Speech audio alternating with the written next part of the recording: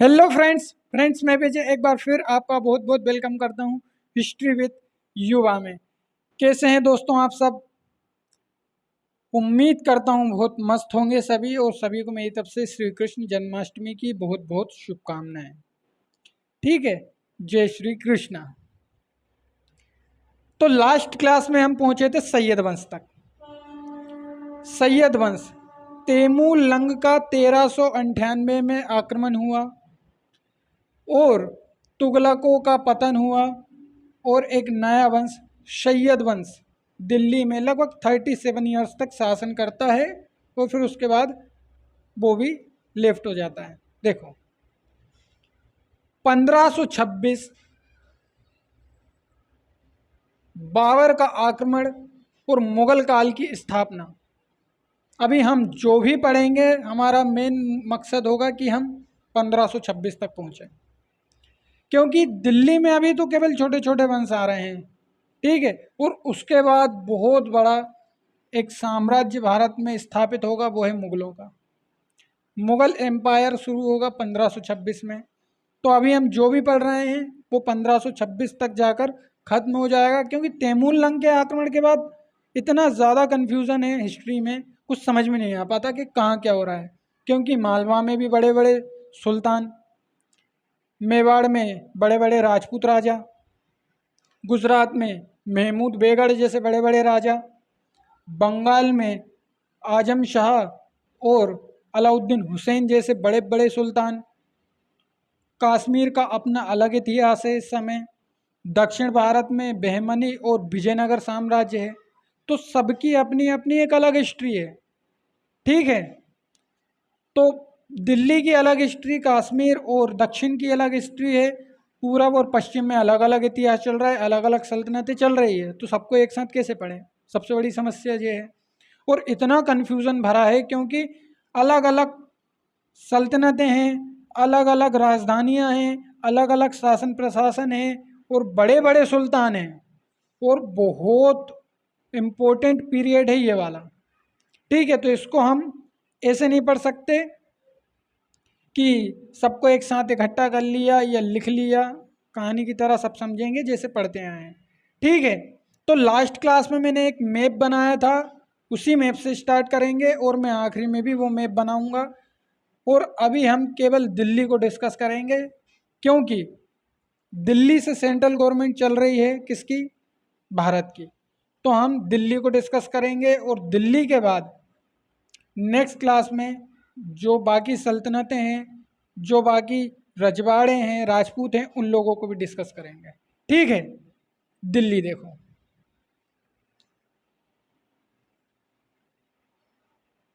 1398 में आक्रमण हुआ तैमूर लंग का।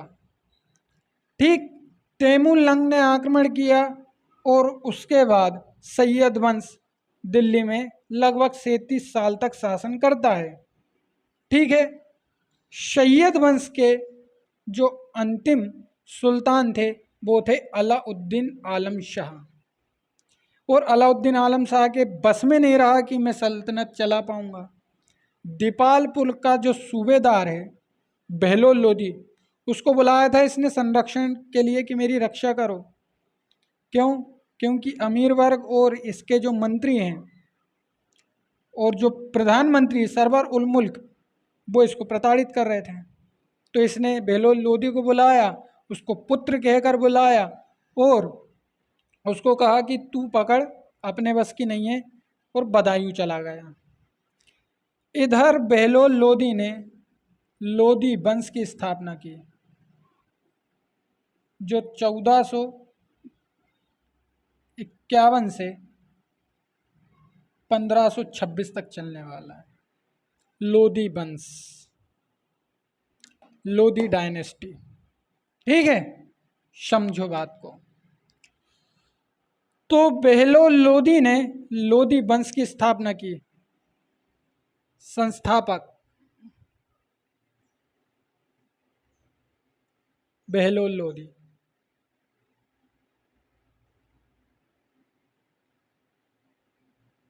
ठीक है, ये 1451 से 1484 तक शासन करता है। अब इनके समय केवल फैक्ट हैं, कुछ ज़्यादा काम किया नहीं इनने, लेकिन बहलोल लोधी के टाइम बहुत सारे काम हुए। देखो, जब तैमूर लंग का आक्रमण हुआ तो तैमूर लंग ने दिल्ली को लूटा, पंजाब लाहौर को लूटा और आसपास के जितने भी एरिया थे लूट कर ध्वस्त कर दिया, सबको जला के खाक कर दिया, आज के पाकिस्तान टाइप की हालत कर दी। ठीक है, और इसके बाद सैयद वंश आया, उसके बाद बहलोल लोधी आ रहे हैं। तो जब सैयद वंश था ना, तो सैयद वंश के जो सुल्तान थे उन्होंने कुछ नहीं किया, कहते कि जो चल रहा है ठीक है। तो इसका फायदा उठाया जौनपुर ने,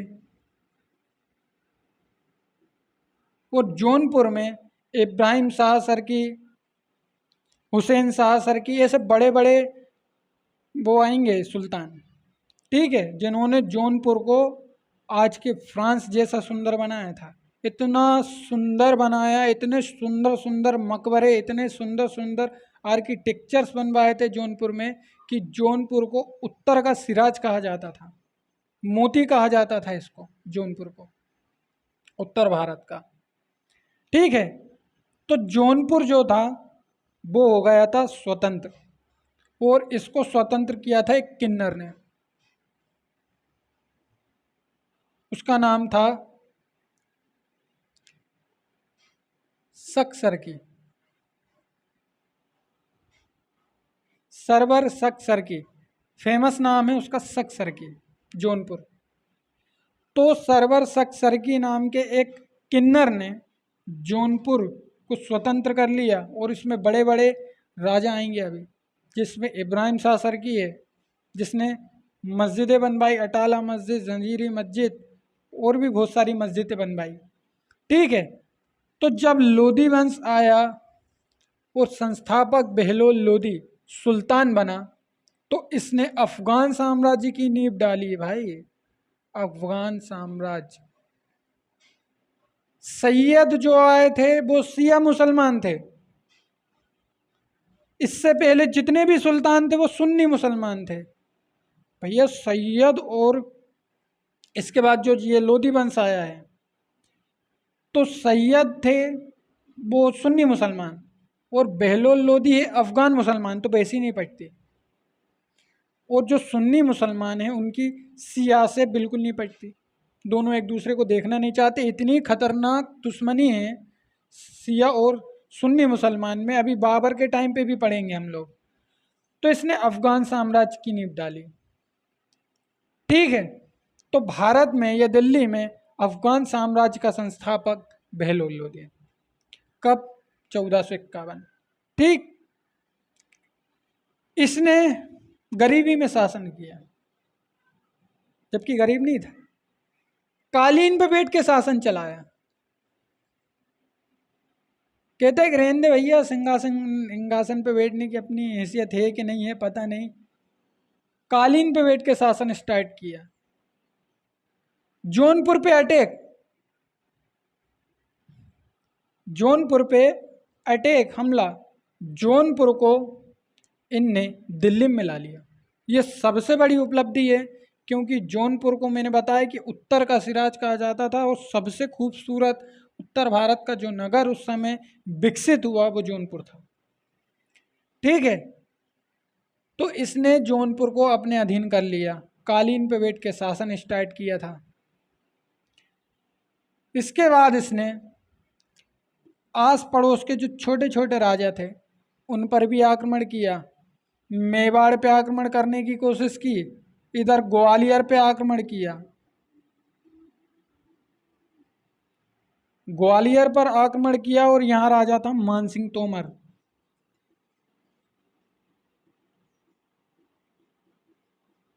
ये राजपूत है।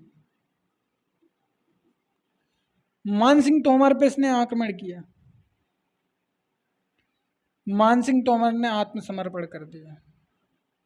80 लाख टका दे के इसको जान बचानी पड़ी, राजपूतों को लजवा दिया इसने। 80 लाख टका दे के जान बचानी पड़ी मानसिंह तोमर को।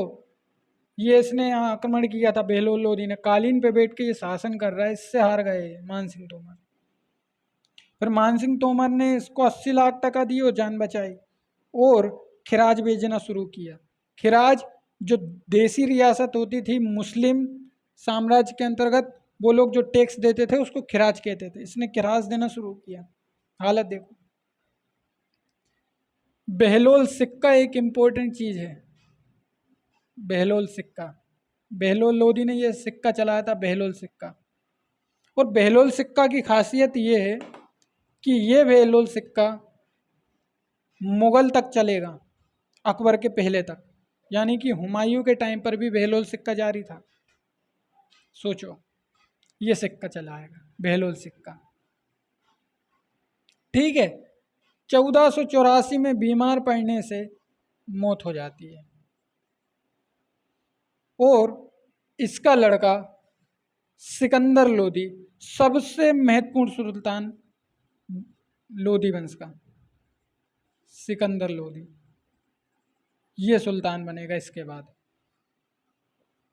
ठीक है, और ये 1484 से 1517 तक शासन करता है। ये महमूद बेगड़ और राणा सांगा का समकालीन है, ये भी ध्यान रखना। उस सिकंदर लोधी इस वंश का सबसे बेस्ट और सबसे योग्य सुल्तान है, बहुत बड़े बड़े काम हैं। अब इसको देखो आप, इसको ही पढ़ना है।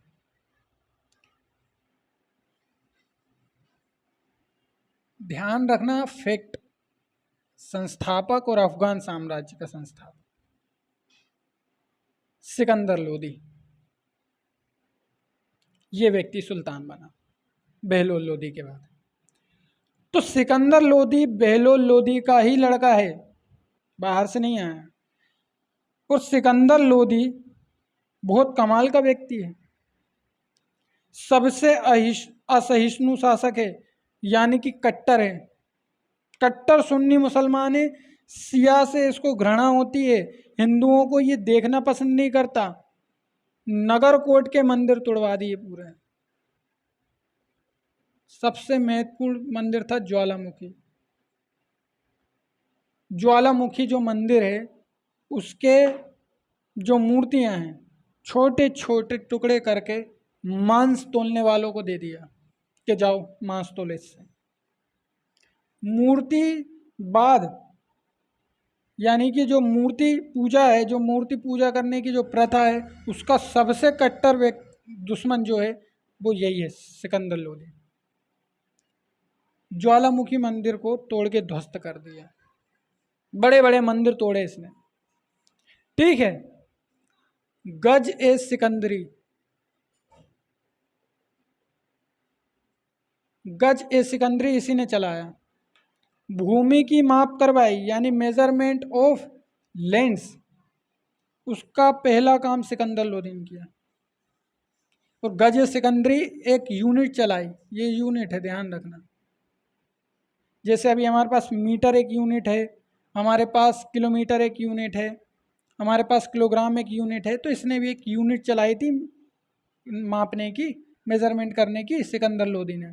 तो सिकंदर लोधी सुन्नी मुसलमान है, ये बात भी ध्यान रखना, इसका बाप भी सुन्नी मुसलमान था।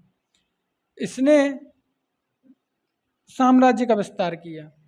जौनपुर तो पहले ही आ चुका, ग्वालियर भी अटैक करके वापस आया, इसने मेवाड़ पर आक्रमण किया।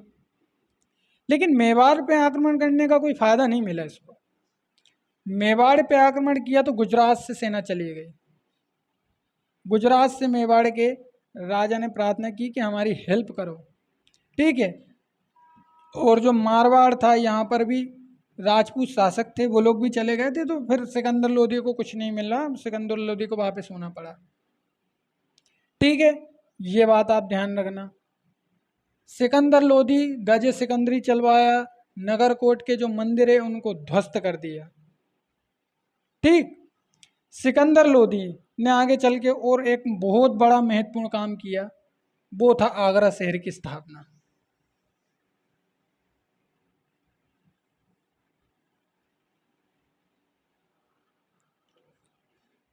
देखो, पहले तो राजधानी दिल्ली में थी, अब आगरा उत्तर प्रदेश, दिल्ली से आगरा राजधानी स्थानांतरित कर ली इसने आगरा शहर बसाया था, इसने ये नहीं सोचा था कि मैं अपनी राजधानी ही स्थानांतरित कर लूँगा, लेकिन इसने राजधानी को स्थानांतरित कर लिया और ये आगरा दिल्ली का अस्तित्व खत्म करेगा।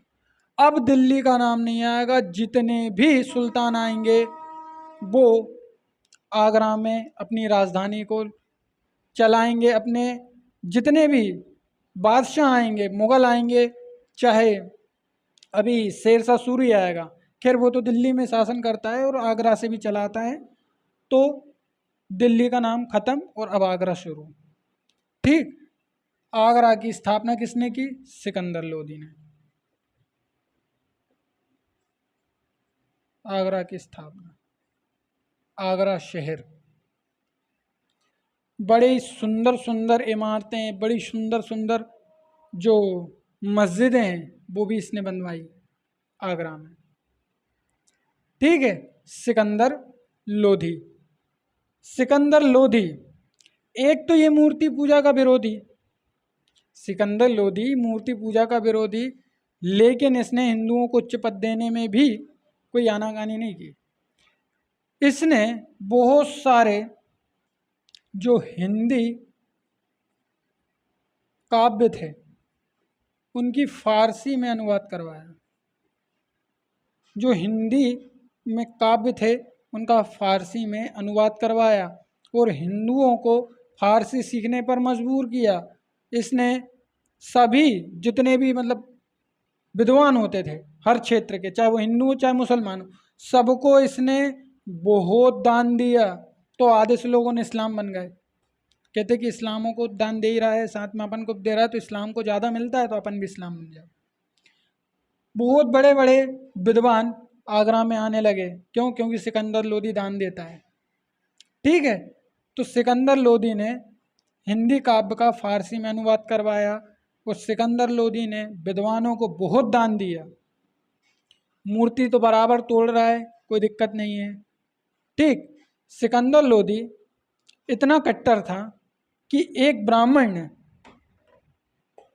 सिकंदर लोदी इतना कट्टर था कि एक ब्राह्मण ने जब इस्लाम के धर्म ग्रंथों को और हिंदुओं के धर्म ग्रंथों को एक समान बताया कि सब एक जैसे हैं, कोई अलग नहीं है, अल्लाह और ईश्वर एक है, इसने उसको कटवा दिया। कहते कि फालतू बात करता है, तू तेरा काम कर, हम अपना काम करेंगे।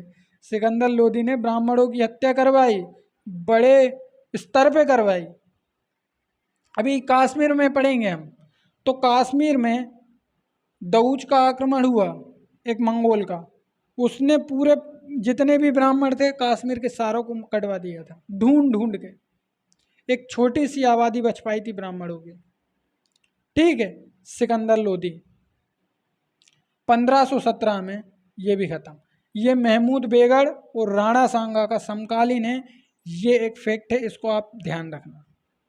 ठीक है, सिकंदर लोदी खत्म। गजे सिकंदरी, आगरा शहर की स्थापना, ये आपको याद रखना है।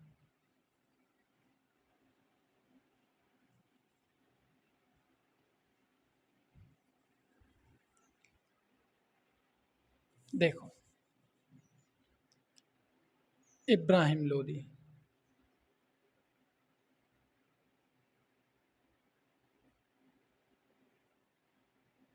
1517 से 1526। इब्राहिम लोदी, इब्राहिम लोदी लोदी वंश का और दिल्ली सल्तनत का अंतिम सुल्तान है। इब्राहिम लोदी लोदी वंश का और दिल्ली सल्तनत का अंतिम सुल्तान। ठीक, 1517 इब्राहिम लोदी सिकंदर लोदी के बाद सुल्तान बना। इसे बाबर ने अयोग्य, अवयस्क और कम बुद्धि वाला बताया है तुजू के बाबरी में। 1517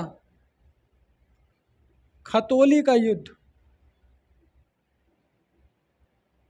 राणा सांगा वर्सेस इब्राहिम लोदी। 1517 खतौली के युद्ध में राणा सांगा ने इब्राहिम लोदी को एक तरफा हरा दिया। आक्रमण करने का आता, अरे जब सिकंदर लोदी नहीं जीत पाया तू कहाँ से जीतेगा। यह आक्रमण करने का था, राणा सांगा ने 3 जूते मारे और भगाया। ठीक है, मेवाड़ का जो राणा था वो था राणा संग्राम या राणा सांगा। ये राणा कुंभा का पोता है। आगे देखो, इब्राहिम लोदी अपने भाई से दुश्मनी है, महमूद लोदी से, तो एक साथ नहीं रहते। वो रहता है जौनपुर में, जौनपुर जीत चुके हैं, एक साथ नहीं रहते, जौनपुर में रहते हैं। पंजाब में इसका चाचा रहता है आलम खां। ठीक, आलम खां का जो भतीजा है वो है दिलावर खां।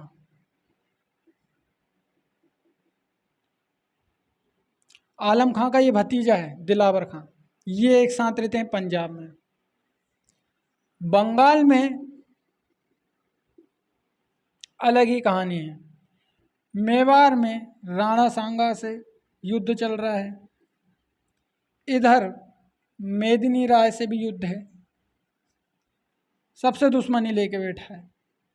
इसलिए बाबर ने इसको अवयस्क और रणनीति का इसको कोई भी ज्ञान नहीं था वो व्यक्ति बताया है। तो आलम खां और दिलावर खां ये आगरा पे शासन करना चाहते हैं। इनकी और इब्राहिम लोदी की बनती नहीं है। सबसे बड़ी बात ये है, इब्राहिम लोदी को हटाना चाहते हैं। पंजाब में ये लोग स्वतंत्र शासक की तरह व्यवहार करते हैं, कहते हैं कि अरे तेरी क्या होगा, तू हमें बताएगा शासन चलाना है नहीं चलाना। तो आलम खां और दिलावर खां ये अलग पंजाब में है, बंगाल वाला अलग नशे में है, मेदिनी राय अलग है। राणा सांगा का प्लान है दिल्ली पे आक्रमण करने का, और 1519 में बाबर शुरू हो चुका है आक्रमण करना। 1450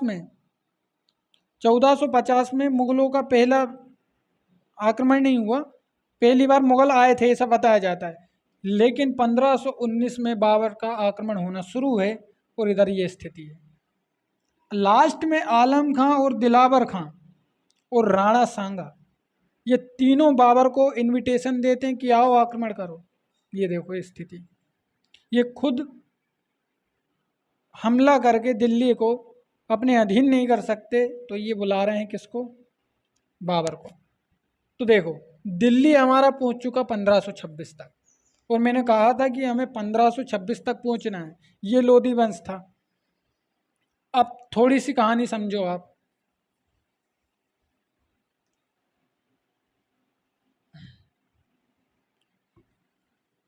फिर मैं अलग से पढ़ाऊंगा बाकी।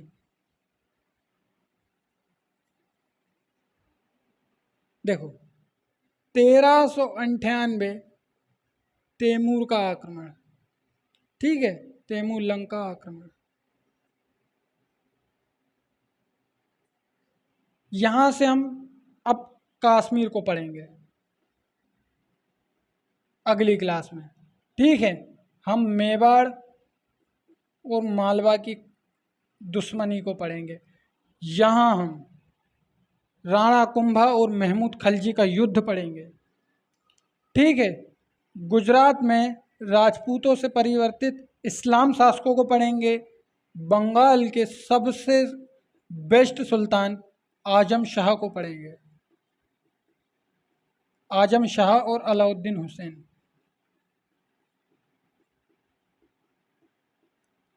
ठीक है, ये मैप बहुत ज़रूरी है। ये मैप आप अपने दिमाग में और कापी किताब जो भी उसमें उतार लें, ठीक है। मेवाड़ में हम राणा कुंभा को पढ़ेंगे, राणा कुंभा, ठीक है।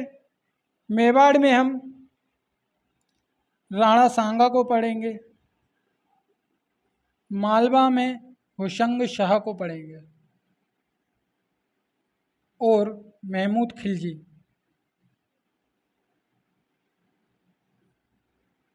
ठीक।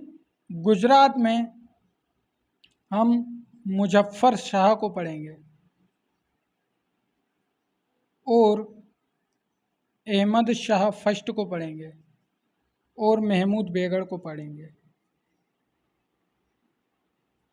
ठीक है, इन लोगों को हमें पढ़ना है, बहुत डिटेल में पढ़ेंगे, बहुत मस्त तरीके से पढ़ेंगे, मज़ा आ जाएगा। ठीक है, दक्षिण में बहमनी साम्राज्य है और विजयनगर, इनको अलग से पढ़ेंगे। कश्मीर में बहुत अच्छा शासक आएगा ज़ैन उल आबदीन,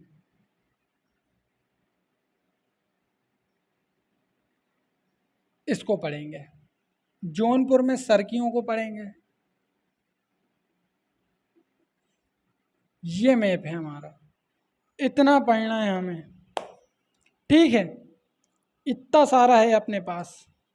अब बताओ आप, एक क्लास में मैं इसको कैसे पढ़ाऊँ।